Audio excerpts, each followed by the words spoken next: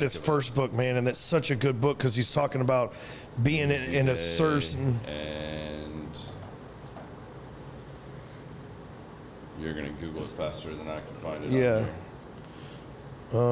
He's got a few of them. Yeah, he's got. It's like Off the Mark or something like that. Get off your X. Get off the X. Yes. Get off the X. Yeah. And that's where he's owning that. She's like, I got off the fucking X, and that's how I got in this thing. You know what I mean? And that X is the focus, the zone, the thing that we're talking about. That's what makes you the powerful person. So, yeah, and I think these things all tie together too, because you also, man, and I see so much of your stuff. Like, I've liked enough of your stuff that I am going through the build your machine stuff.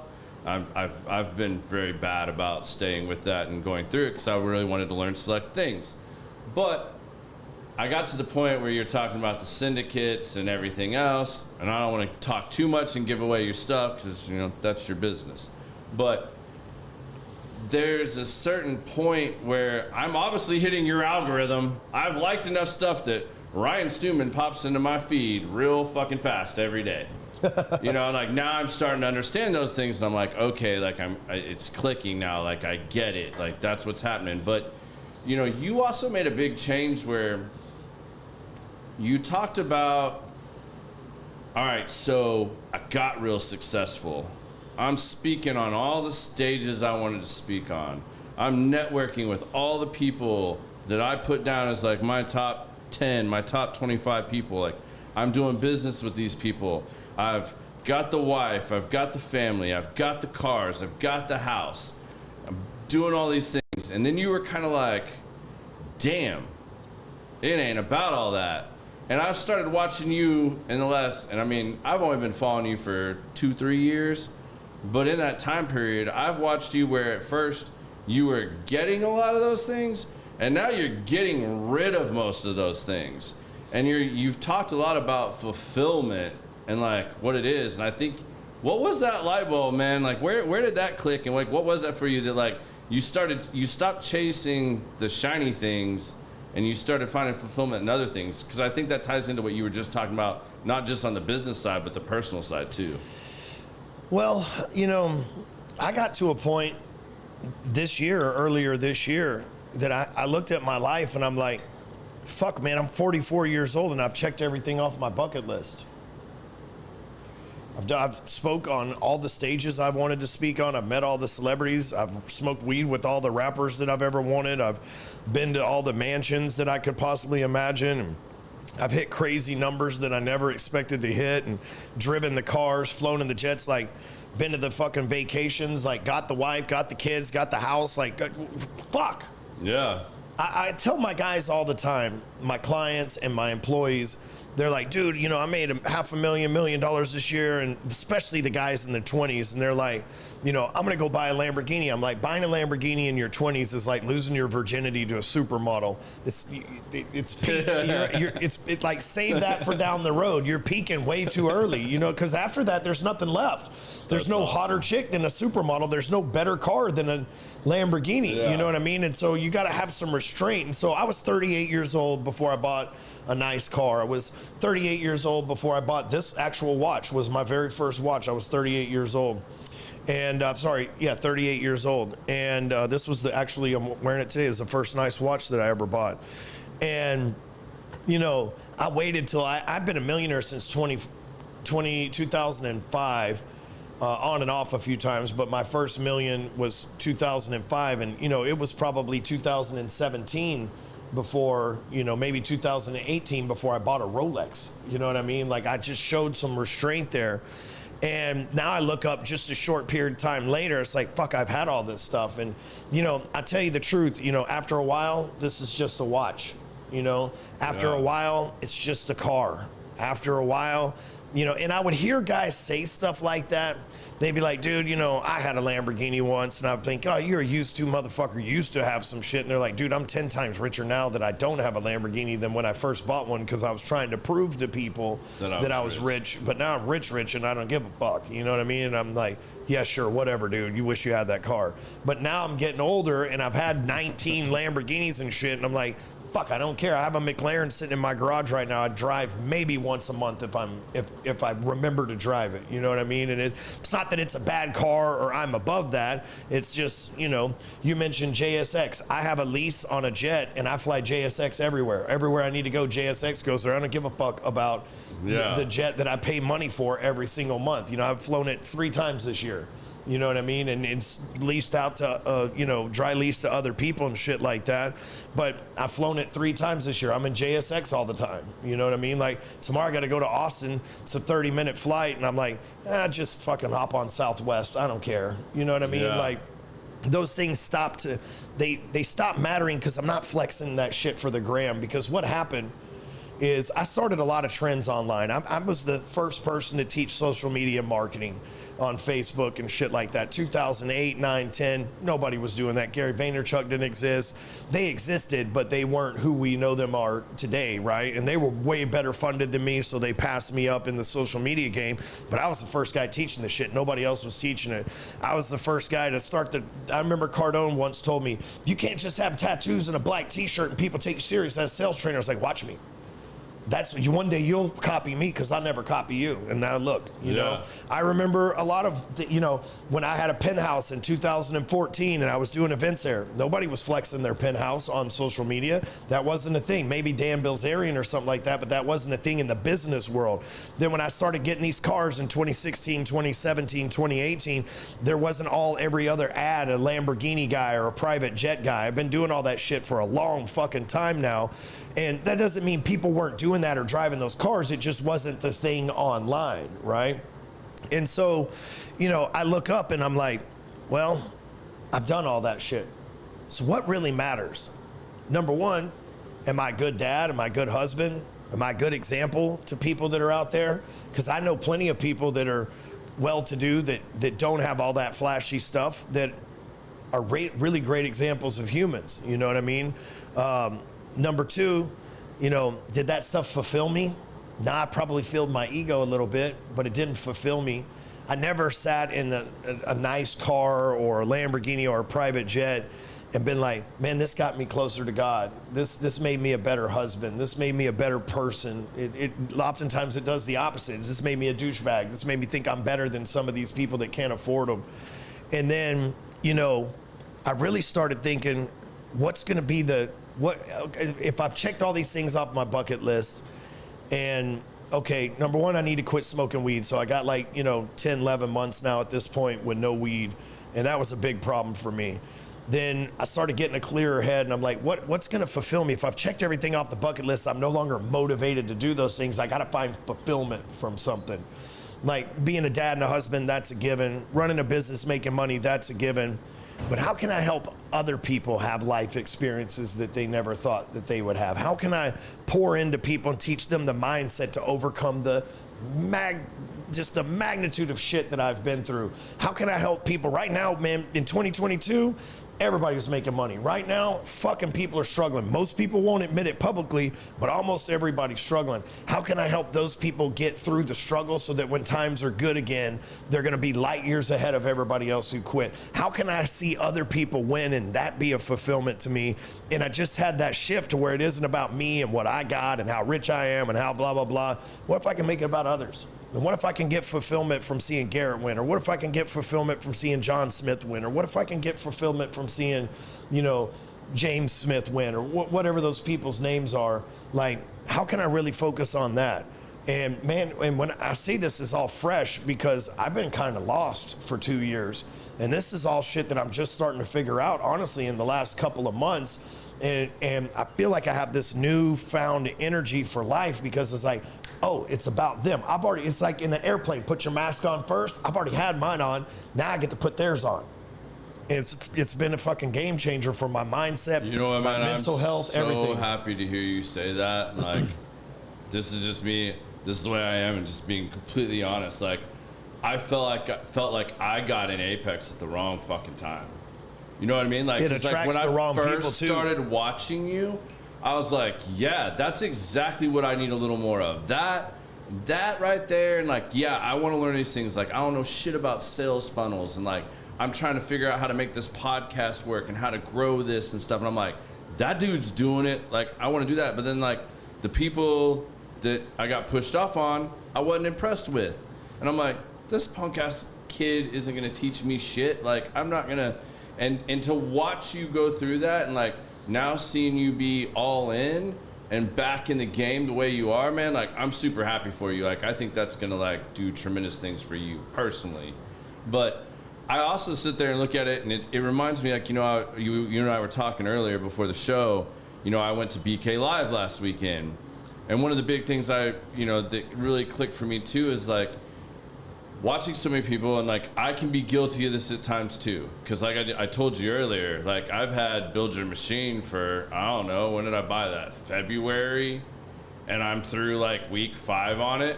But I'm really kind of stuck in those and trying to really learn and figure that out, like, and apply it to all of my different businesses. So it kind of takes me a while to, like, process through that. And yet I'm not sure sometimes where to go with this one or that one. I got this one figured out, but not this one. So it's like back and forth. Well, you could go listen to all these things. Like, you guys could watch my podcast 1,000,000 fucking times. I could have the greatest person on here. I have Ryan Stewman just dropping bombs on you guys. But so many people don't take action. Like, you could tell them, like, they'll take all the notes in the world and make all these big plans, but they never take action. How are you trying to tackle that? Because I know for a fact, just the other night, I was like, oh shit, Ryan's gonna be on a show tomorrow, and I was like, and I was already on your page, and I almost forgot, but then I saw the thing is like, oh shit, Ryan's doing a Zoom in like 30 minutes. Like, all right, cool, get on here. Like, let's see what you're teaching everybody tonight. What are you doing? And out of all the people, and I mean, like, what do you have? Like 2,500 people in Apex? Somewhere around there. Somewhere around there. And what? 80 people live? Yeah, less than 100. Like less than 1%, 1%. Yeah. I mean, like, and people they either don't show up or they don't take action. And they paid for it. They Fuck them, and they know it's not recorded because that's the incentive. Yeah. You get the jewels by showing up live. You know, a couple of things to those watching. The fact that most people don't take action is a great thing, because if you become an action taker, you'll run laps around everybody else. So you can't pray for everybody to become an action taker, because then your competition gets in the fucking way. Oh. Okay? Number 2, you know, you can only say so much. I think one of my gifts that God gave me is I can take very complicated shit and make it very simple.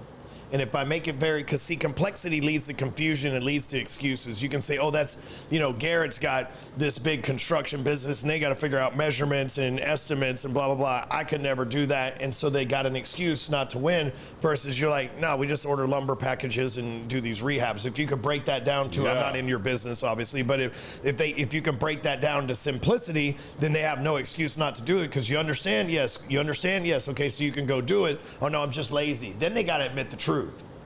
Absolutely. Right? And so that's what I try to do. I break things down to, you don't need a complicated funnel. You don't need this crazy back-end artificial intelligence, SpaceX rocket engineered follow-up process. You get a lead, call them, close them, call them, make an offer, close them, don't close them, follow up with them. It's really that simple. So how do we get leads? How do we talk to them? How's the conversation go? And how do we follow up with them? I have a guy the other day, and he says, this guy pays me a lot of money.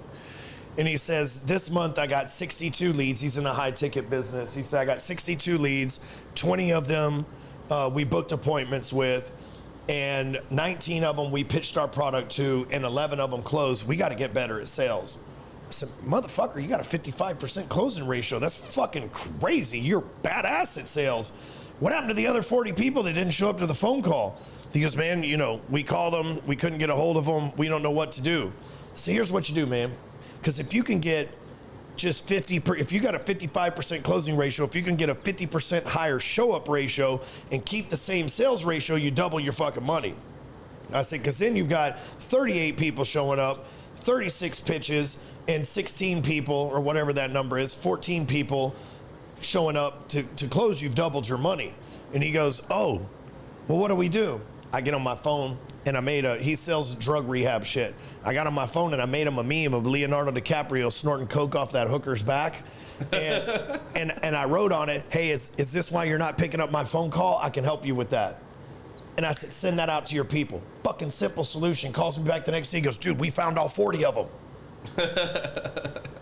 But he could have also went, oh man, that'll never work, blah, blah, blah. That's too stupid, blah, blah. I'm like, he didn't say any of that. He went and took action. Yeah. You know what I mean? And that the action taker, so many people try to complicate shit. He's telling me we got to get better at sales. We need this follow-up system. Bro, send him a meme. Now the dude's going to double his income without having to go buy more leads, without having to sharpen his skill set anymore as a sales pro, just using the same 62 leads that come in or 64 leads that come in next month. And it'll just have higher ratios. And then once he masters that, he can dump more money into advertising, delegating, things of that nature. But that's what most people do. They find, you know, they try to complicate things or think that they focus on the wrong shit. And my gift's really to show people, hey man, it's just these little small tweaks. And if you'll go take action here, but he could have also said, you know, man, I don't know how to make a meme. Cool, I'll make it for you. You know, oh man, I don't feel comfortable sending this out. Have your sales guy send it. Like, I'm gonna handle every objection that he got until even though he didn't give me any, until he goes and takes action, right? And I'm trying to do that for these other people too, because most people are scared of shit that never happens. We have this thing, amygdala in our brain. It's the fight or flight mechanism of our brain, and we overthink things. We think, what if they do this? What if they do this? What if they don't? How many times have you thought that it was the end of the world? She's gonna leave you, the police are coming, everybody's gonna hate you. I remember a couple of years ago, this internet page was talking all bad about me, and I'm like, shit, this is gonna end my career. One bad comment. All these people talking all this shit. 1-star Google review. One fucking negative thing happened to me out of all this big ordeal, and in my mind, I'm like, fuck, this could be the enemy. This could ruin my reputation, blah. Nobody cares. Nobody cares. We always make things complicated and bigger and scarier than they are in real life. How many people have you seen go to Tony Robbins' fire walk and they're like, dude, I was scared that I was going to burn my feet, but they're fine. How many times have people jumped out of an airplane? I was scared for my life, but the parachute opened and I was fine. How many times have people been lost in the woods and they're like, turns out I'm fine. You know what I mean? So most of the time, it's not as scary as we think it is. We just got to go do that shit. But guess what? Even if it is scary, Mike Tyson once said this. I was with Mike Tyson at an event and we were talking, and he said this on camera a few times, but I'd ask him a question. I said, Mike, man, when you got in the ring, man, you had to feel like the fucking man. You're just going to crush these people. And he said, no, bro. We were speaking. It's not like Mike's my friend. We were speaking at the same event, so we're back in the green room. He goes, no, man. I was scared to fucking death of every man I ever got in the ring with, but I went in there anyway. And he goes, you can't have courage. You can't be a badass without facing fear. If I wasn't scared of them, how big of a pussy would I have been to go in there and bully them? I'm like, oh shit. Yeah. You know, but that's how most people live their life. They're like, oh, that's scary. I'm not going to do it. But how do you get to call yourself a badass? How do you get to, if it's scary and you don't do it, you're a coward. If it's scary and you do it, you're brave. There's no bravery without being scared. If you're not scared, then you can't be brave. Yeah, you know, I went and did Jason Redman's Eagle Rise Summit to get over a fear of speaking in public because I didn't think I had that. And then I bombed at an industry event. So I went and did it. But you're still alive. Yeah, right. And probably nobody cared. And nobody probably cares. Yeah. But you know, like, we were getting ready to do a thing, and I'll never forget this. Jill Bunny told us, she's like, there was 12 of us. Some of these seasoned speakers, some of them trying to move up, you know, different levels for everybody. But like, she was like, what are you feeling right now? And almost everybody said nervous. She's like, you're not nervous, you're excited. Tell your brain you're excited. Yeah. It's the same feeling as Olympic athletes. That's what we tell them. Like, yeah, everybody has that shit. Like, even at BK Live this weekend, I was talking about, they're like, don't be fooled. Every one of us still got those butterflies and stuff. The difference is we're going to get past that. Just do it anyway. You need 20 seconds.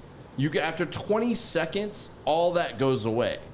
And it's so true. Once you're up there and you actually get into it, it really doesn't. Like, but what do you think? Imagine this.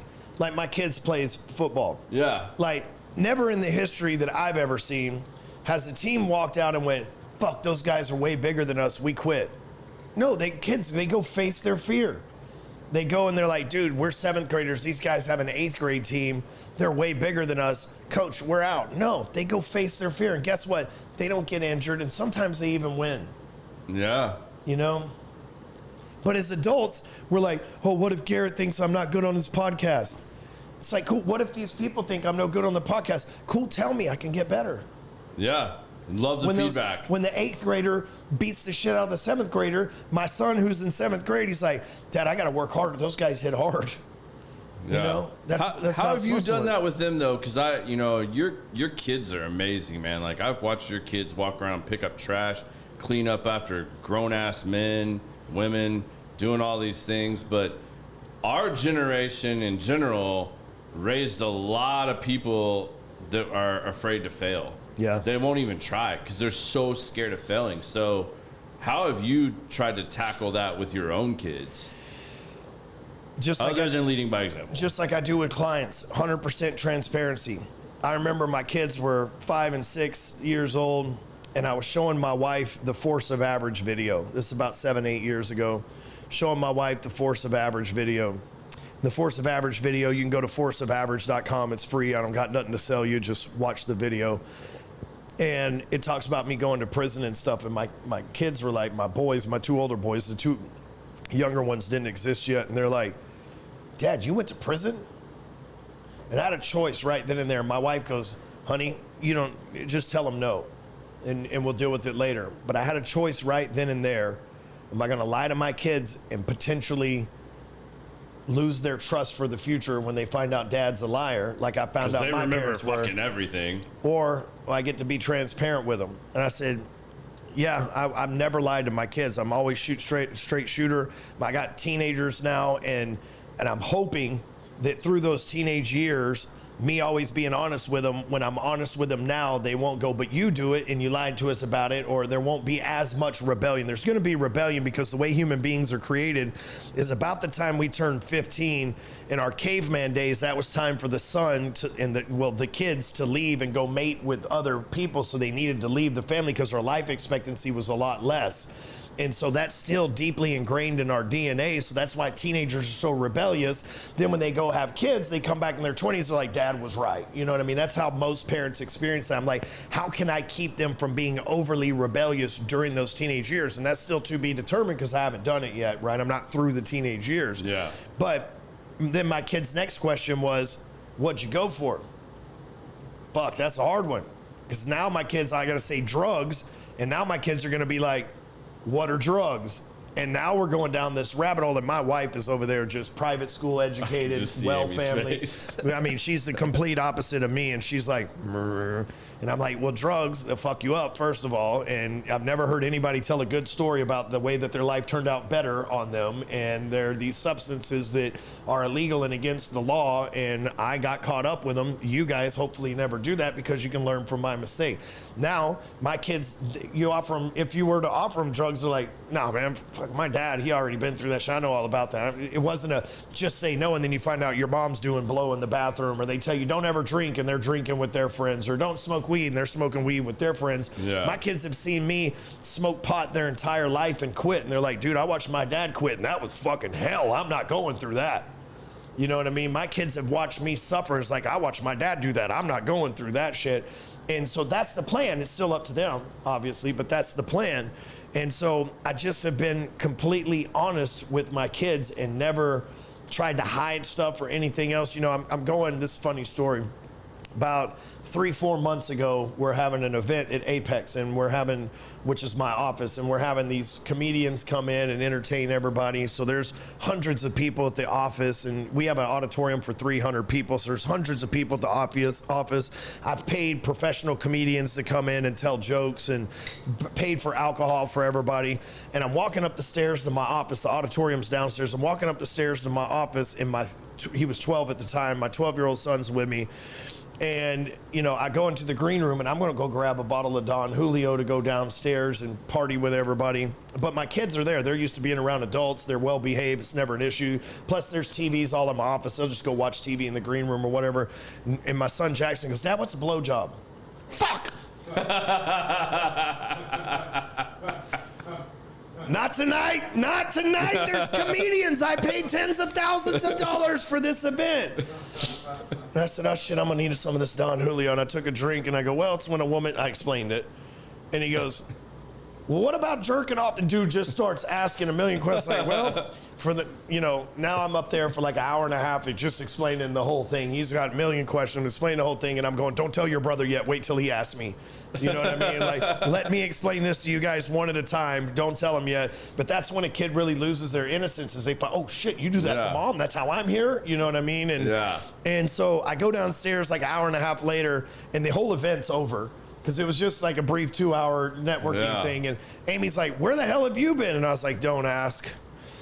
Jax asked me what a blowjob was going upstairs, and I've had to spend my time explaining a million questions. She goes, oh, honey, let me go get you a drink. And I was like, I've been drinking. I'm good. I got it all figured out. Next day, Jackson comes up to me and he goes, I'm gonna be quiet about that, but I appreciate how you're always just real with me, Dad. I don't think my mom would have answered it that way. I know Amy wouldn't have answered it that way because Jackson's from a previous marriage. He goes, I'll take one. No. And he's like, I'm grateful for you because you're always real with me, Dad. And I need that, And I'm like, dude, don't fuck it up. Yeah. You know what I mean? Like I'm being real with you so that you don't, and I talk to my kids, he's 13 at this point. So I'm like, I talk to my kids like it's real. Say, hey, don't fuck it up, man. Just trust me, because I'm never going to let you down, son. I'm always going to shoot you straight. And anything you ask me, I'm always going to give you 100% truth, even though it might be really uncomfortable for me and something I don't want to talk about, like tonight, or like last night. But I'm always going to be real with you. The one thing I want to say as a father, I wasn't going to talk today, but he's just Return of the Mac. But the one thing is that he learned from you and not the world, not the street, not the outside influence. He took it from the person that he respects and he looks up to for the truth. And it wasn't the version of what the world would give, because, I have a 10-year-old and now he's now 16. And it's crazy what kids are now numb to. Yeah. I always make the examples. One of my shows used to love Gotham. It was a show about Batman. But remember when we were younger? And you didn't even see a gun on television until after 9 o'clock, till after kids were supposed to be in bed.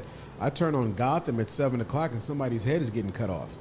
And they're not even, my 10-year-old see a titty, it's not even a bit, he do that, ooh. Yeah, starts to see titties during like primetime TV. Remember when Simpson was the first one to like break out and like you had to have unscrambled Cinemax to see that shit when we were kids. Yeah, but now like they're so desensitized from it.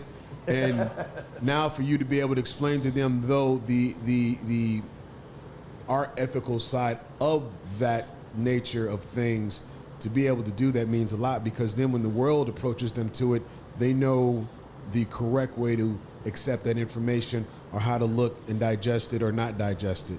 That's a big deal, man. So like, it's been hard to sit over here and be quiet, like listening to you. I'm like, where's Apex? Where can I sign up? And where's the book? Like, I've been on is it on Amazon? I've been looking for the book and everything since I've been sitting in the corner quiet producing, because it's like, it's funny, his book's like $3, $4 on there. I'm about to ready to say, you got one in the car? Can I cash up? Like just listening to the whole take action thing. And that's something Garrett's been in my ass about a few things for a couple years now, with everything. And life throws curves at you that actually push you. Prison was yours. That push you into a thing. I've had something that just happened to me that kind of pushed me into mine. And it's like, what's the worst that can happen if you take action? Yeah. And I heard that, and I was just like, wow. I think that now. I'm like, we can be going through a financial struggle, or, we can be going through a marital struggle. And I'm like, I don't ever think it's the end of the world. It's like, bro, I've been in prison. This out here, I got unlimited resources to solve my problems, even if I don't have money at the time. Like, I don't got no resources in there, and I had to learn how to solve problems. You know what I mean? So. Yeah, I mean, you always find a way. I mean, and that's the people I want to surround myself with. I mean, like, I don't understand where people get so afraid of things and putting themselves out there. Like, it's that 7th grade mentality of like standing on the wall at the dance, man. You're just so afraid and won't get out there and put yourself out there. I mean, what's the worst thing that happen to you? I mean, people told me I was crazy when I started this podcast. They're like, oh, you're just wasting a bunch of money. This is never going to go anywhere. So why are you doing that? I'm like, so what, man? I did it. What are you doing? Yeah, I mean, I wanted to put myself out there. I wanted to network. I wouldn't trade I've told my wife this many times. I wouldn't trade the last 3 years, we're going to the last 2 years of doing this show for really anything related to that. Because even though it hasn't made any money, technically, it's made you knowledge, bro. It's made me knowledge, the networking, the relationships I've built. I mean, people still follow that, and people still listen to that stuff. And I mean, how do you deal with this? Because I imagine you were a lot like me early on. And this is funny, like the mutual friend we talked about back earlier.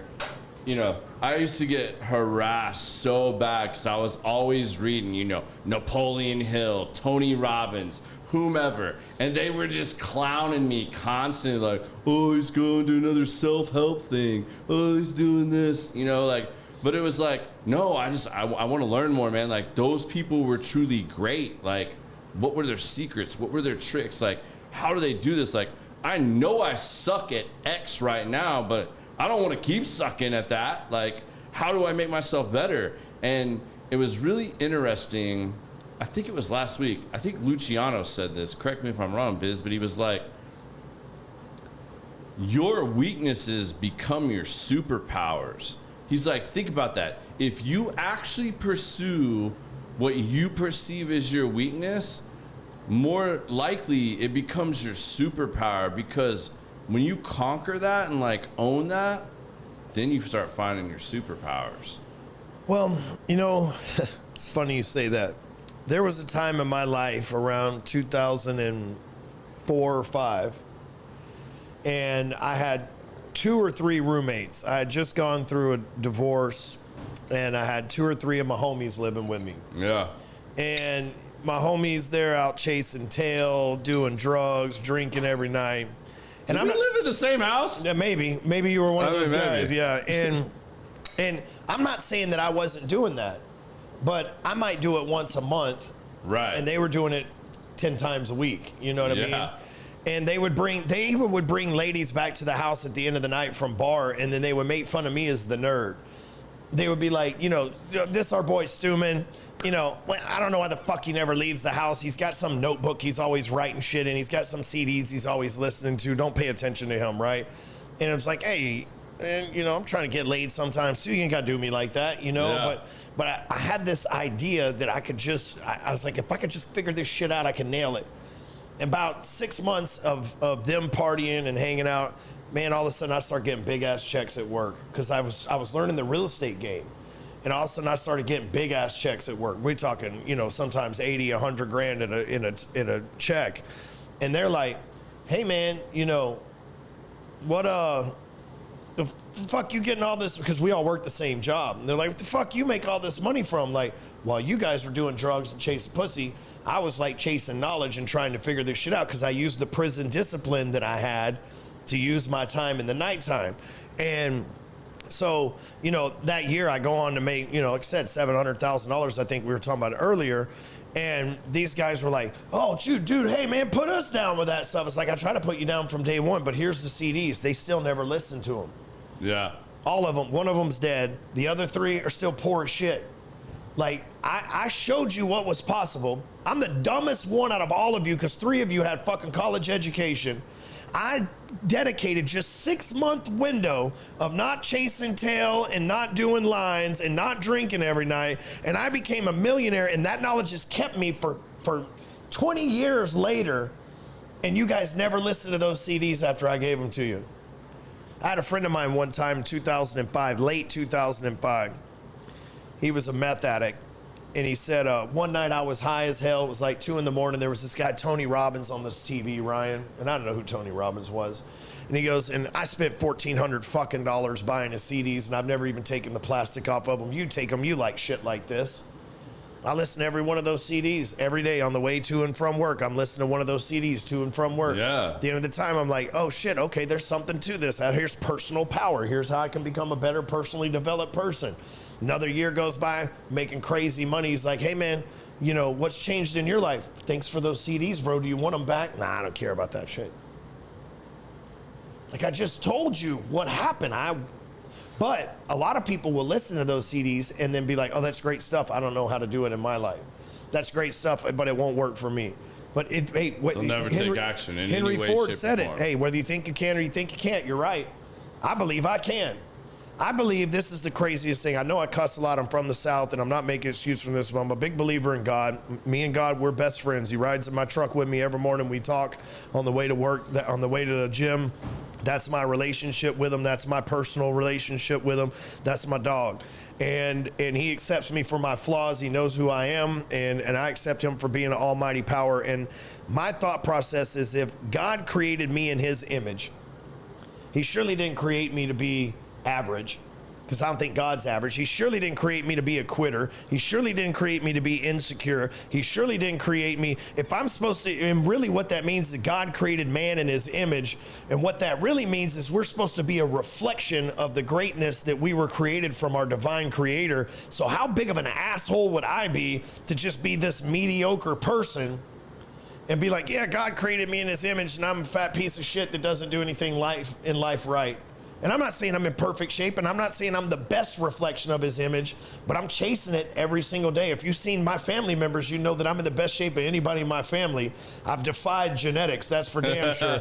And if you've seen the way that my family is dysfunctional, my family of origin is dysfunctional, you'd see that I'm light years ahead of that. And one day, I got to go to God. And he's be like, I made you in my reflection. What'd you do with this? I tried to be the best mirror I could, Brick. I tried to be the best mirror I could. I'm a flawed human, but I literally tried. And I failed a lot, God, but I tried to be the best mirror that I could. All right, I want to address a question that one of our listeners asked on here.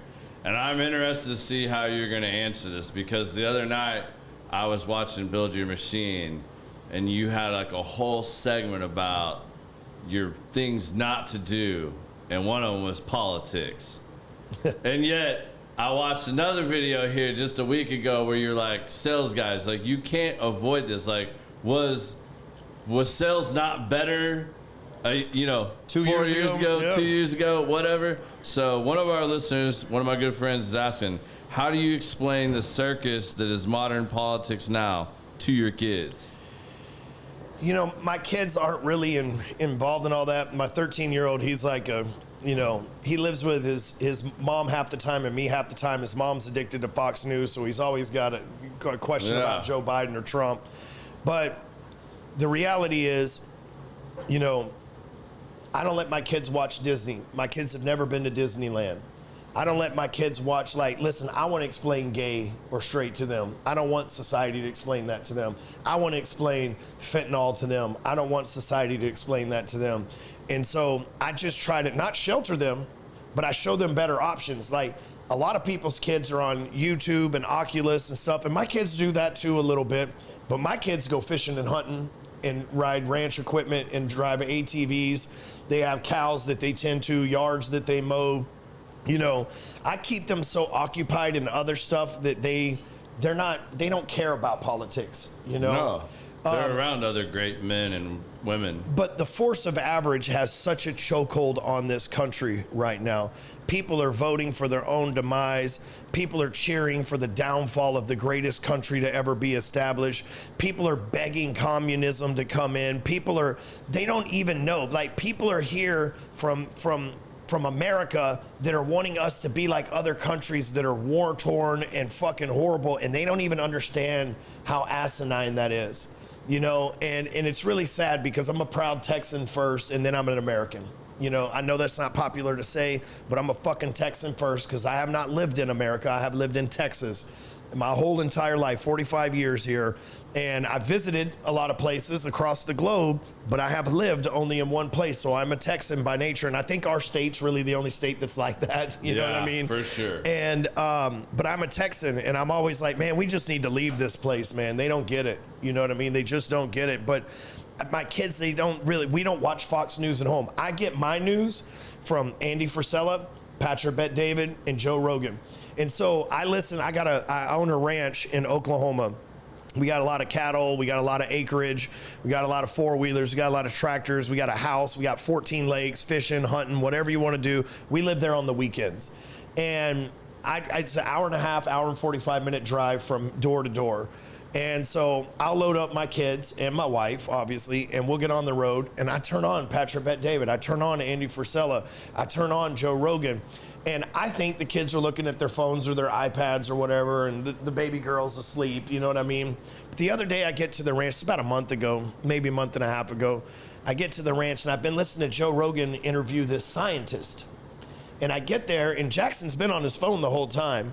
And he hits me up, and he goes, Dad, do you really think there's a Goldilocks zone where maybe Earth is only going to be here for a finite amount of time and Mars is next, or Mars used to be Earth? And he's asking all these questions, and I'm like, see, that's why I listen to these audiobooks and podcasts and stuff. You're not going to come in my house and Fox News be on. You know what I mean? You're not going to come in my house and CNBC or CNN is going to be on. And I'm an independent. I'm not left or right. I'm an independent thinker. I'm not swayed by anybody. I like Trump, don't like Kamala Harris, but I liked Obama, didn't like Mitt Romney.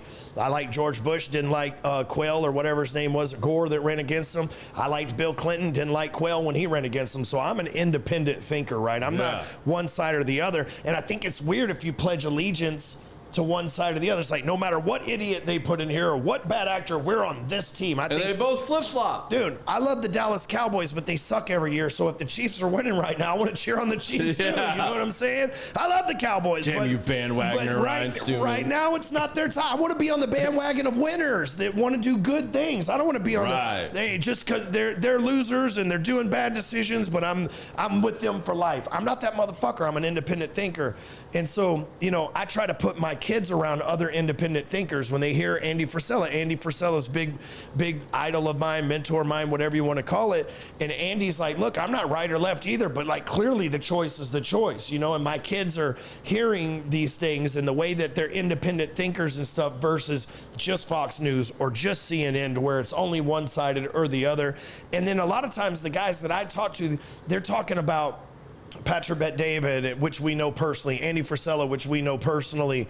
They're talking, and my kids have met Patrick, not Andy, but they're talking about how to solve those problems, not just talking about the problems. So my kids are like, oh, that's why it's messed up, and here's how I or we can fix it. And man, I'm just like, they're just hearing that in the background versus, you know, just complaining about it like the mainstream media does. Oh, that drives me crazy. Like, if we could fix communication in the world, it would be such a better place. We live in a weird time. Like Mark Cuban, he's saying, first of all, Mark Cuban's not rich enough to do these things, but he's like, I'd like to buy Fox News and X and turn them around. Like, first of all, calm the fuck down, Mark. You got $5 billion, which is a respectable amount of money. He's definitely not poor. Fox is worth $15 million. Twitter's probably worth a billion. Twitter's probably worth $100 billion. Elon bought it for $40 billion, but it's probably worth 100, maybe more at this moment. You're out of your category. That's like me saying I want to buy the, you know, Trump Tower or some shit. Like, I don't got the credit, the backers, or any of that shit to do that. But he's like so upset that somebody that has a different ideology than him, he's like, I want to silence all of them. And I'm like, that's what's wrong with our country. If we see people that are Democrats and Republicans, and they're not talking, they're just arguing. First of all, arguments are never won. Arguments just piss two people off. And then they block each other, and they never have a conversation about why. And then we'll watch guys like, I like Tucker, not Tucker Carlson, I like him too, but Piers Morgan. He seems to be a sensible guy lately. And he'll bring Democrats and Republicans on a show. And it seems like the Democrats, they just want to argue these talking points. And it seems like the guys on the right are just like, hey man, what about this? And they don't, I don't care about that. But like, you probably should. Yeah. Because here's the thing, higher gas prices affect us all. If we go to war with Iran, higher gas prices, I promise you, because they're Muslim and they're tied in with all the OPEC people, and our shit's gonna go up again, which costs you money, which means that it costs you, instead of $100 to fill up your tank if you drive a truck like I do, that's $150. Groceries are gonna go up. All these things are gonna go up, and I'm not saying it's one party or the other, but you gotta be able to pay attention to what's best for me.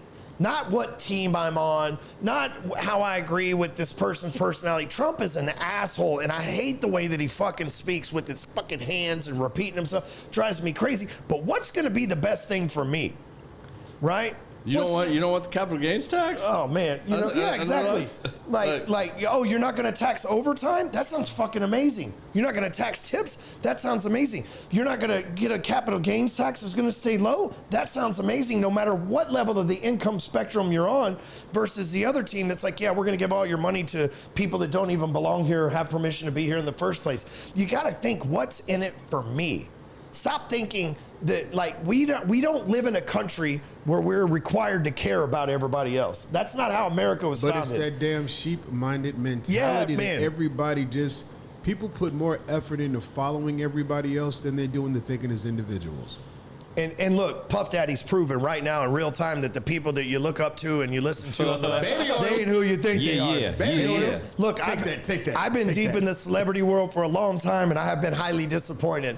People ain't who you think you are. Everybody shits, showers, pisses, makes mistakes. These people aren't who you think you are. A lot of them are paid actors. We live in a big psyop, and I'm not trying to go all tinfoil here, but a lot of the people that folks get their information from and think a certain way from don't even think that way in reality anyway. They're only doing that because they get paid. 13 years, and when I got to meet all the celebrities I ever thought was somebody, number one, they put their pants on one leg at a time, just like you. But if you would notice the way, just today it was announced, just to pivot towards the record industry, everything is going, what is the 80-20 rule?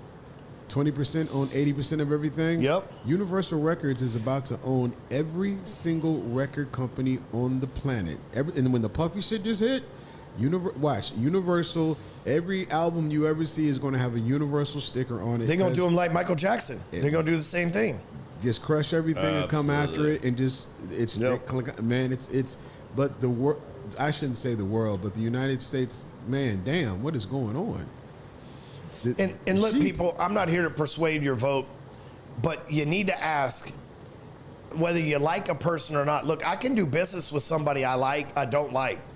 If it benefits me and it's ethical, I don't have to like you to do business with you. Amen. Business is business. I got a lot of people that I do business with that I don't agree with what they do in their personal life, but on the business side, their product and what they do makes sense. You have to think the same way about politics. You can't be, I don't like this person, so even though they're going to benefit me, I'm going to vote against myself. That's crazy. That's craziness. You know what I mean? And I'm not telling you to vote one way or another, but you got to figure out the one right now that has zero policy versus the one that's saying that we've all experienced before. I don't know anybody that's like, dude, my life's so much better in 2024 than it was, 2016 to 2022. I ain't met nobody. Not one. I have family that will argue that to the bone, man. It's what are they on, government assistance? No, you know what I'm saying, like the only people. No, they're not. The only people doing better on government assistance. So we don't talk politics. I messed up. Stay away from it because man, it's terrible. I messed up, and after church, I call them the old lady gang. I take my mom's friends out to lunch after church. And I messed up and had this conversation at a table of old ladies, six black old ladies. Man, I damn near got my ass whooped with a belt like I was 6 years old. Like when I spoke, I said, but think about the way our money was and this. I said, nah, he should shut the hell up. But we was good. When all of them stopped eating, forks hit the plate and they all turned to me at one time. And I was just like, look, let me explain why I'm saying it. They didn't want to hear nothing I had to say. It was all based on who the person was, what they looked like, and that was the only argument that they had. That was it. Well, you embarrass somebody or make them feel like they're wrong, they're gonna argue with this brick wall. Yeah, it's true. To try to save face. Man, they I've watched it happen to him publicly in the last 2 weeks, like terribly, just shot after shot, and I want to commend you for how you fucking handled it. Like fleas on a dog, baby. I know, but I hope that I'm at a point in my life that I could handle something like that well, because it sucks when people really personally attack you. Well, when you tell people that numbers don't lie, but people hell. Also I don't know. I can't speak for everybody. But I can speak for myself and say that, one of the reasons I was drawn to Apex and wanting to meet Ryan Stewman, wanting to get to know Ryan Stewman, wanting to befriend Ryan Stewman, wanting to network with Ryan Stewman was because of the shit I watched him go through and how he handled it. But if you flip that around, and the only way I can imagine it, and this is from personal experience of watching some of this, that if he called you out or you failed at doing something and or didn't follow the rules of engagement, the G code, whatever, if you didn't do that and you turned around and or watched him going through that and then all of a sudden you flip the script, that's kind of fucked up. Actually, it's really fucked up, but like, I just don't understand that. Like, you kind of went to him, or you wanted to be coached by him, or you wanted to learn from him to see how, when that kind of shit happens, when you're facing failure, when you're facing something hard, that how do you do it? How do you get past it? Yep. Like, I mean, and I don't want to bring up a bunch of person. I don't want to dive into this too much. Like, I don't know why I started down this path, because it ends up going down here. But like, MDM this year, like, you didn't just, I mean, like, it was a great event. Financially, I don't think it was a great event for you. I fucking lost my ass first time in my life. And first time in my career, lost my ass. And yet people are slamming you for this shit while you're still dealing with it. And like, man, I don't understand. But here's the thing. I lost more money on that event, and I'm still rolling, than any of those people have ever made in a year, 2 years, 3 years of their fucking life. Yeah. That's who I really am. And here's the truth, though. Like, this isn't the year for events. No. You know why? Because people can't afford plane tickets. People can't afford high expensive, like not the masses, not the thousands of. I still had 1,000 people there. Yeah. You know what I mean? And but here's the reality of this. You're always going to get big talk from the cheap seats. You're always going to have armchair quarterbacks. But here's the thing: people come to me, and this is going to be a good lesson for everybody watching. People come to me and they hire me, or they want to get with me because they say, man, I've watched you overcome, I've heard you overcome so many struggles. And then when they see me in real time go through a struggle because an ex-employee or a client that didn't cut it, or somebody that didn't keep their word, whatever the reason is, they're like, oh man, I don't know if I can be attached to you anymore. I'm like, wait a minute. So I got problems and you're so weak, you tap out over my problems? Yeah, like, you don't even know the full story. No, fuck the story. It's not even my problem. But you see, so you overcome in prison and all this shit attracted you to me to learn how to overcome problems, but you see me have a problem in real time and you tap out? What kind of fucking coward are you, bro? Because of your problem. Because of my problem. It's not even your fucking problem. And you're quitting over my problems? Like, you said you wanted to learn how to fucking be this guy. My lot in life is to fight the force of average, which means I'm going to have constant struggles, and you're going to get to real time watch me have overcome these struggles. That's my lot in this life. That's what I get to be an example of, a guy that gets to beat all the accusations, all the everything else, kind of like the ex-president that we're watching go through right now. Yeah. And what happens with the ex-president? He did this 6 months later. Oh, turns out that wasn't real, right? It always happens with me too, right? But I watch people tap out and go, man, I don't want to be a part of this. It's like, wait, you're quitting a pursuit of greatness over my problem. It's not even your fucking problem, bro. You know what I mean? Take a seat and watch the master class of how to overcome this shit. It just takes time, not overnight. Yeah. But here's the greatest thing that so many people miss. Every book, every magazine, every movie, every story, if Hollywood was filled with stories of just a perfect life, we wouldn't watch it. Where's that movie at? Yeah. Here's how every great book, every great story, every hit, every Oscar, it was good. Shit got fucked up. They refused to quit. They figured it out and they won, and we celebrated at the end. So if you're going through that middle part in your life, refuse to quit, figure it out, and win, and they'll celebrate you again. There's going to be a lot of people. We see every movie. They're doing good. Things are fine. Shit gets hard. Friends quit on them. Friends snitch on them. Friends tell on them. People leave them, and then they go win, and then all those people want back in their life. Hey, man, I knew you had it all along. I believed in you all along. I didn't tell you that, and I totally really didn't believe that, but that's the beauty of this. It's like our life story one day might wind up in a book. It might wind up, we don't know, there might one day be a third testament of the Bible where it's telling stories about you and me. Every story in the Bible was Moses was a murderer. Then Moses was delegated to kill his son. Then Moses led the Jews to salvation. Yeah, right? Noah was a drunk. Noah built an ark, and everybody said he was a fucking idiot for building an ark. Noah saved the world, right? David was a little bitty tiny ginger guy, and David was getting bullied by Goliath. David fucked Goliath up. Everybody's like, yeah. Like, Solomon was the richest man to ever live. Solomon had way too many hoes and too much money and too many problems in his life. Solomon ended up being the wisest man to ever live. Jesus was born from a virgin. That's suspect, right? Like, think about this thing. We all think, oh, Virgin Mary was praised. You know people in that town, like, Mary's a whore. Think about this. You know how it works. Mary's pregnant. Joseph ain't fucked her. She's a whore.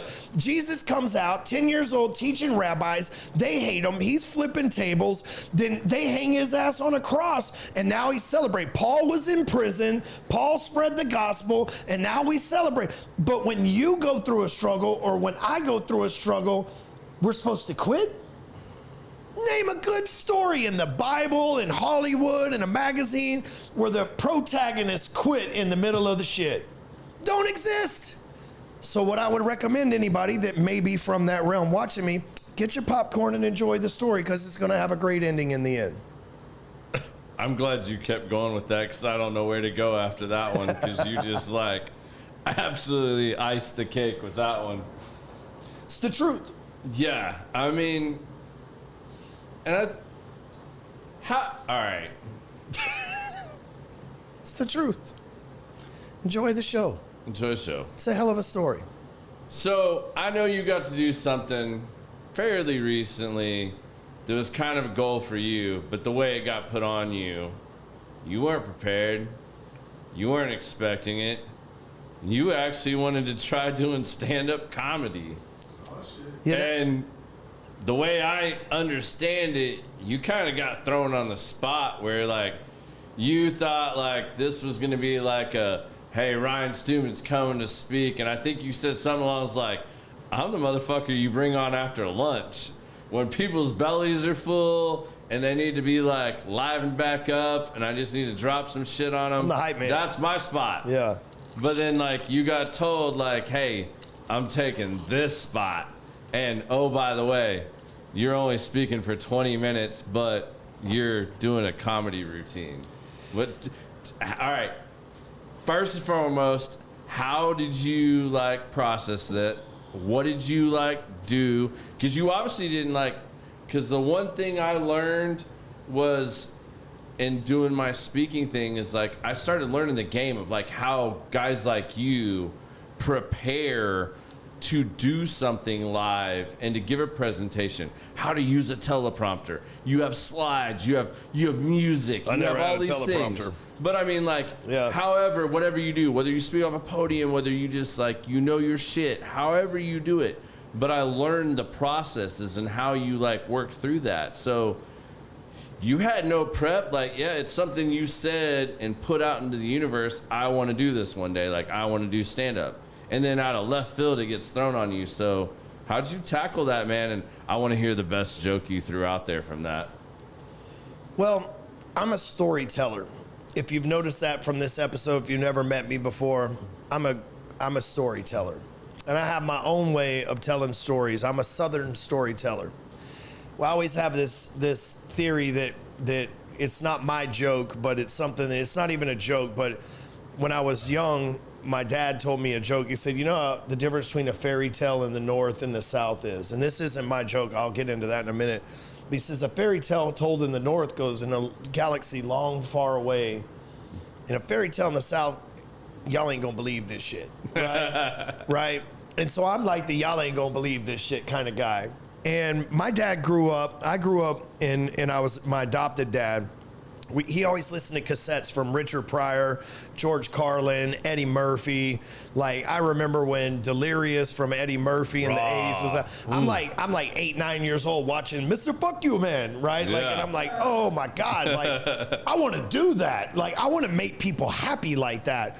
But later on in life, I become a car wash guy and a mortgage guy and then this motivational guy. And it's like, it's fun. I enjoy it. It's very fulfilling. But like in reality, I'm funny. You know, there's a screenshot passing around the internet right now from 2016, 2017, where one of my clients is like, one of my ex-employees rather, sharing this screenshot going, this is how he used to talk to us. And I'm like, you got to suck dick for a sale today. You better close the sale. I'm just a funny guy like that, right? Yeah. It's totally taken out of context. And not even out of context. I'm that motherfucker to say shit like that. I'm a funny guy. And so, you know, I've always wanted to be a comedian. You know, I don't play an instrument. I'm a speaker. And so about 3 years ago, so that was a post today, but 3 years ago that actually happened today. Yeah. And I show up in Huntington Beach to speak at this event. And I'm usually the guy after lunch, like he said, where I'm like, got to hype the crowd back up, you know, with my motivational story and stuff. And I'm on at like 8 o'clock at night. And I'm like, what? First of all, how the hell are we rolling at 8 o'clock at night? But it was like the VIP dinner. And so I get there and the guy's like, yeah, man, I heard a post of yours that you want to be a comedian, tonight's your night. Fuck, I don't have any material for this shit. I got like 3 hours to prepare for it. But my biggest, see, a lot of people, they're like, in my industry, they're like, I want to be a speaker. Tony Robbins, Grant Cardone, such and such. I want to be like Dave Chappelle. First of all, now we're about to get deep. Dave Chappelle told a story to Joe Rogan one time about how he had the #1 show on network television and he walked out because he didn't agree with them, and it took him 10 years of being blackballed, called crazy, motherfucked by Hollywood and everything else. And then 10 years later, Netflix called him and said, you want to make $50 million? And we just watched 2 years ago Chappelle bully the networks into giving him the rights back to Chappelle's show. So I'm like, hopefully, it doesn't take me 10 years to get back. Yeah. But I've been through that, and that's an inspiring story. And Dave went from telling jokes to telling stories that were funny. And I'm like, so that's my biggest inspiration is Dave Chappelle, for speaking, for comedy, for motivation, for anything, man. Because Dave will tell you some motivating shit, but it's funny, and it allows your subconscious to soak it in. So I'm like, okay, I got 3 hours. Let me go watch some Dave Chappelle shit. Let me go watch some Joe Rogan. Those are my two biggest influences in the speaking industry, period. And I'm like, okay, so comedy is just the truth. That's all it is, right? We all have differences. And so comedy sucked the last few years because you can't say the truth anymore. Oh. They've silenced the truth. And so nobody's funny anymore. This PC shit, the fuck, it's not funny. So I'm gonna tell the truth about myself. The biggest thing about me, another big influence, is Eminem's 8 Mile. He goes and talks all that shit, what do you gotta say? And that's how I've always lived my life. If I just talk shit about myself and I'm just transparent and real about how fucking bad or good I am, then what are you gonna say? If I tell you I've been in prison, if I tell you I've been divorced, then what are you gonna say bad about me? Oh, he's a convict. Yeah, he talks about that, right? So I get up on stage, or about to get on stage, and they're like, Tito Ortiz is here watching. And at that time, he was like the mayor of Huntington Beach. Okay, and I'm like, oh shit, okay. So I gotta impress a celebrity. They said Oscar De La Hoya's here too. Shit, right?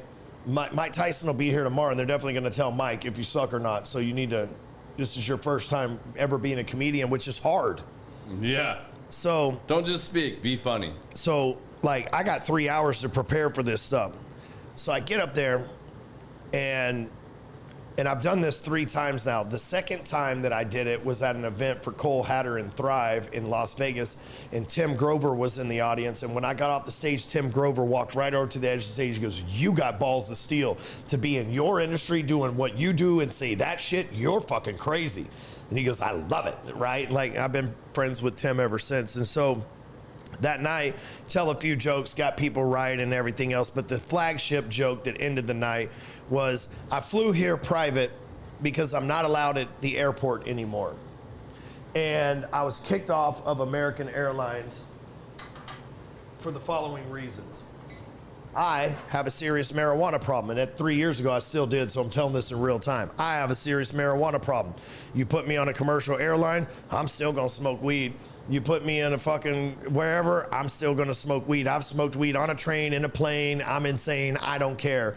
So I'm on this flight to New York, and it's like a 5-hour flight, and I go into the bathroom, and guys, pay close attention. This is very good knowledge too. I go into the bathroom of the plane because it was back when you had to wear a mask. And you remember the mask Nazis? These stewardess and flight attendants were complete assholes to everybody if you took your mask off for a minute. So especially going to New York. So they're watching everybody to see if you take a mask off. I'm used to just hitting the vape and blowing it out the window, you know, because the window will suck that shit up. But you can't do that in 2022, 2021 with your mask on. And I'm like, fuck. So I go into the bathroom of the airplane and I hit my tobacco vape, the nicotine vape, right? Blow it out. Alarm don't go off. I'm like, I'm good. So I pull out my weed vape and I hit this weed vape. Bam, bam, bam. The fucking alarm's going off. We're 35,000 feet in the air, probably over Tennessee, halfway to New York. The fucking alarm's going off. I got to make a split-second decision.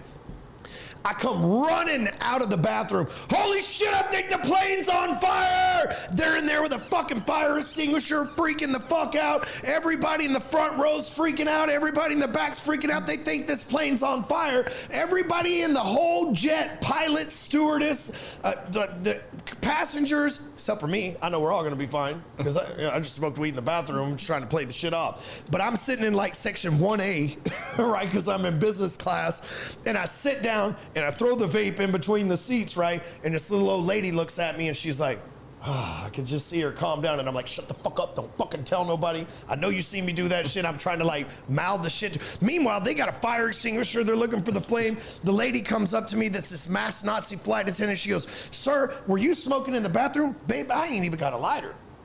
I don't know what could have sent that. I have no idea. I don't have a vape. I don't have a lighter. I don't know anything. She goes, it must have been a malfunction. I was like, yeah, it must have been a malfunction.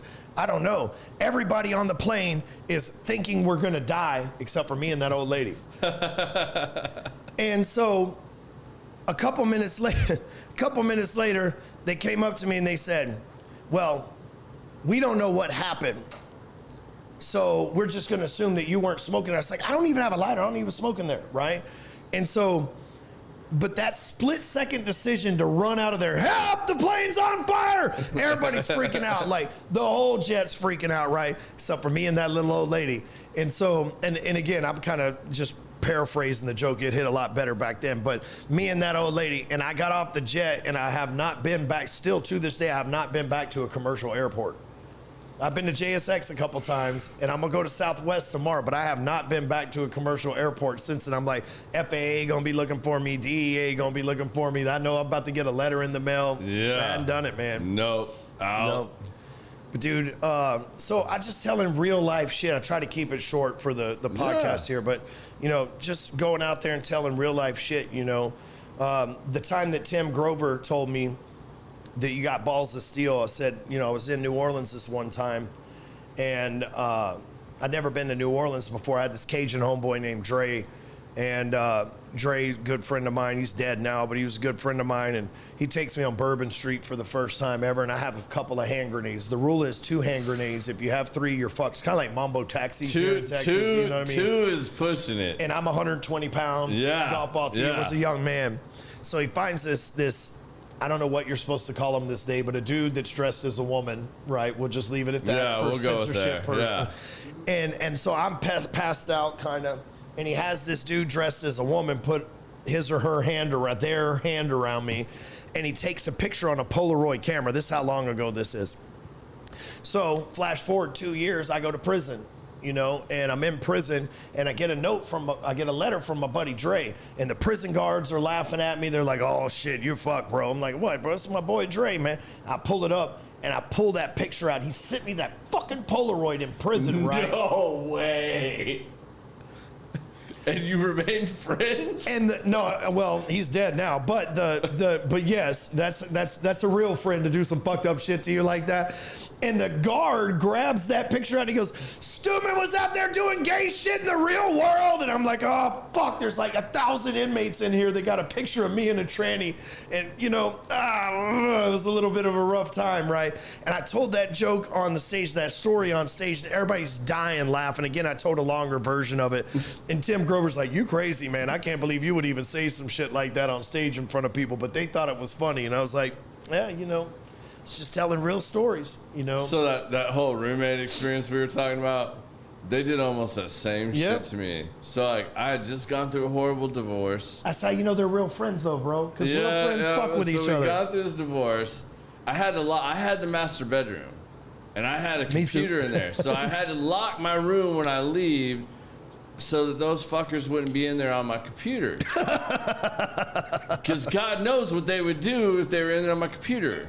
Well, I made the mistake of I locked my door, but I didn't lock my computer. So I'm finally out with like a new girlfriend that I'm going on a date with, and we're out at the movie theater, and bro, I'm sitting in the movie theater, and my phone will not stop. Like, you know, the first couple times you're like trying to ignore it. Yeah. Like, I'm just not gonna pay attention to this. Then it like just won't stop. And now I look down and see it's my family. My family's like, hey, if you're not at home, you need to go check your I think it was MySpace at the time. They're like, you need to check your MySpace. I'm like, what are you all talking about? I'm like, I'm at a movie on a date. Like, I'm not gonna be home for a while. They're like, no, like you really need to go handle this. Like, and then I have other friends. Back then you couldn't log in from your phone. You had to go to a computer. No. Like this is like Motorola Razr shit. Yeah, absolutely. Yeah. And I'm like, okay, like what's going on? Like, all of a sudden they're like, dude, whoever, I know this wasn't you, but whoever wrote that should get like a Nobel Peace Prize award for like what they wrote. And like, so my two roommates who will leave unnamed literally went on MySpace on my profile because I didn't log out of my shit. They busted in my room door because they wanted to get online and place bets and play on the online gambling casino. And they get on my MySpace and they posted a whole thing that was like, I'm gay. This is why I got divorced. I'm coming out of the closet. I mean, like, they blasted me. Dude, the early 2000s, 90s were greatness, and man. it was so perfectly written, but, like, I had to give them credit. I was like, I can do nothing but, like, yeah. All right, everybody like, believed them, but game on, bitches. Yeah. It's on. It's war now. Yeah. And unfortunately, one of them was, like, super jacked, and he took this, like, amazing picture of him holding like those giant wine bottles in the backyard flexing with no shirt Magnums on. And yeah, like I guess that's right when circle jerk became a thing. So I posted his picture on there and he got so many calls and things. He was like the billboard ad for a little while. It was pretty epic. But yeah, it's pretty bad when that happens. Yeah, well, at least you weren't in prison fighting off people trying to convince them that you weren't one of those guys. Ooh, you know? Yeah, no, I wouldn't want to do that. Not ever, ever. Well, dude, I want to thank you for coming on, man. Like, it's been a pleasure. It's been a pleasure to get to know you more and to like really get to rap with you. So we kind of like wrap up every show with the same two things every time, and like, I can't wait to hear what your answers are. Because I don't think you've seen this before, and this is going to be Stewman like straight off the cuff. And I know he's going to drop a bomb on you, especially on the first one. So, Common Sense the Podcast. You get to leave your children one piece of advice. What's that piece of advice you're leaving them with? You know, for me, we, as a family, we have 4 core values, and it's really my life, my business, and everything. And, you know, in my family, I have 4 kids and a wife, and when we do dinner, obviously I'm not doing dinner tonight because I'm here, but when we do... I didn't make you come on date night. No, it's okay. That was last night. I know. I know your schedule. We have a schedule. Like, me and my wife, we date each other once a week. We go on date night every single Wednesday. We do family huddle, which is we sit around the table and we say praise and prayer. What was the best part of your day and what do you need a prayer for? Funny thing is, my kids have never prayed for themselves. They always say somebody else, a kid at school, friend, each other. And then we recite our core values and I pray for them. And the one piece of advice I've already given my kids, you know, it's like, have responsibility, which means we make no excuses. Have integrity, which means we do what we say we're going to do when we say we're going to do it. Be a servant, which means that we go above and beyond. And excellence, which means that we do the work. I've already left them with that, man. You know, and I've drilled this into their head. My 3-year-old, my 7-year-old, my 12-year-old, my 13-year-old, they know that. I've already left them with that. And, you know, my kids will come to the office with a new employee. They'll be like, you know the core values? Yeah, man, it's, if you're going to stick around here, you better learn that quick. My dad don't play.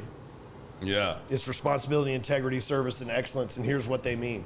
My kids will do that to the new guys, not because I say, hey, go fuck with the new guy, but they know. They're like, you ain't gonna make it here if you don't learn this stuff, because my dad's very serious about this. He's serious at home, he's serious at work. It's hilarious. I watched him at the first event, like, man, like, the first event I went to, like, halfway through, I ended up, like, man, I was sick as shit. Like, it just started hitting me, like, halfway through. Like, when the guy that wrote Average Sucks quit talking, I was so glad you had the IV people there.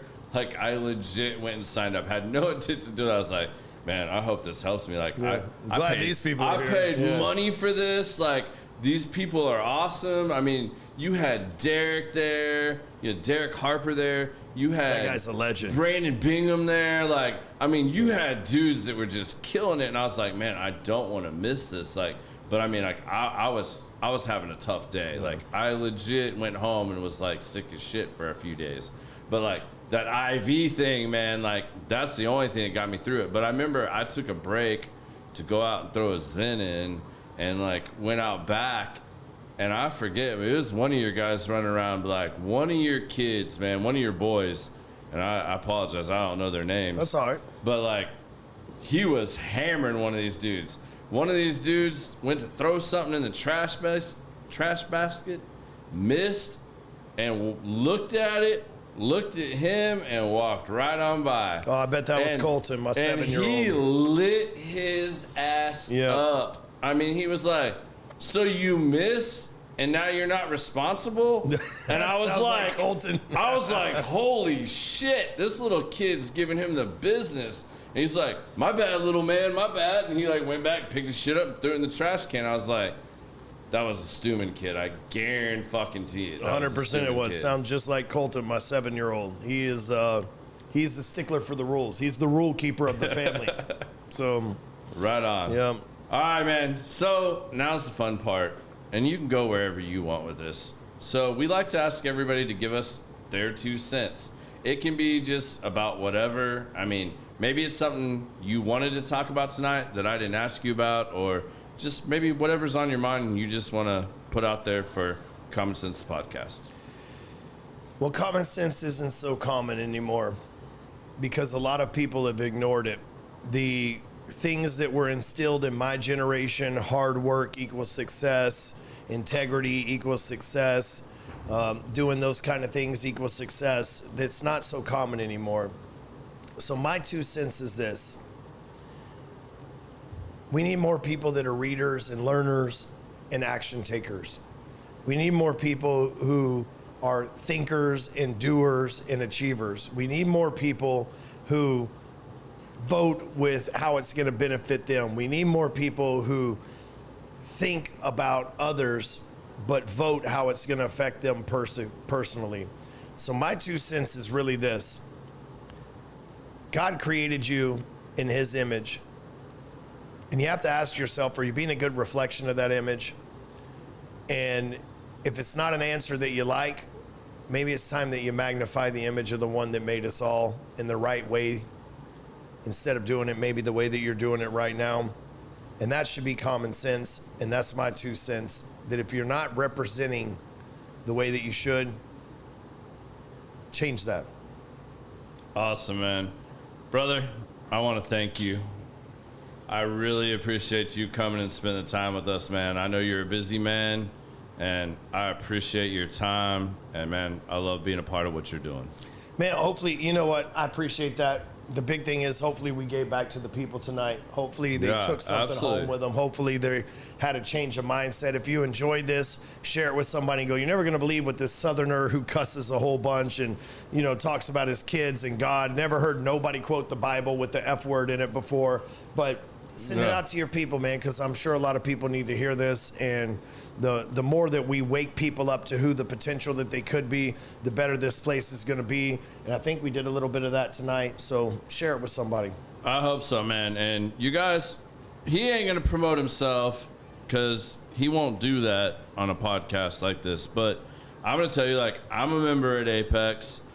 I'm going to be more involved at Apex. And if you want to know more about him, check his shit out, man. Like, I didn't want to be a fanboy. Like, I have, like, a concert t-shirt rule. Like, your average sucks. And the Apex Integrity shirt, like the Integrity shirt, I wear that all the fucking time. But, like, I'm wearing the core values now. Yeah, you got the core values rolling. I mean, like, you know, you guys see what he's about. You see what he's doing. Check it out. He didn't go into depth on, like, what Apex is, all the other things he offers. We may have mentioned Closer Capital, but, I mean, you guys have trouble getting things funded, or you need lending, you have lending issues, check him out. I mean, that's all I'm going to say. Like, dude runs a top-notch shop. He's involved in a lot of shit. You want to learn more about, like, funnels, phone sites. I own a lot of businesses. We didn't even get into that. I mean, tonight, like, we didn't get into any of that, really. But, like, I just want people to know, like, go check his shit out. Like, I mean, there's not, like he said earlier, there's not a lot of Stewmans. You can find his shit. Google Apex, Ryan Stewman. You can find this stuff. Like, I don't boast about a lot of things or really push things, but, like, this is something I'm a part of. This is something I do stuff with. You guys in the multifamily industry, god damn, I can't even talk tonight. We've had a couple good drinks. Yeah, we've had a couple good drinks. Apparently too many. But, like, Bronson McMahon with MFI. Bronson's a part of Apex. I know when I reached out to him early on, he was like, yo, you're doing stuff with Stewman? I was like, well, I've gone to a few events. He's like, you have any questions, call, ask me. That's the way everybody is at Apex. Yeah, so, we got a guy for everything. Yeah, so check it out. I mean, even if you want to network with more people, he knows the guys. You need to save money on taxes, We know a call guy. him. Yep. You need to, like, learn how to do funnels or build websites. He's got those people. So you guys check Stewman out. I hope you guys will be a part of it, and I hope you guys enjoyed this show. We'll see you again next week. Peace.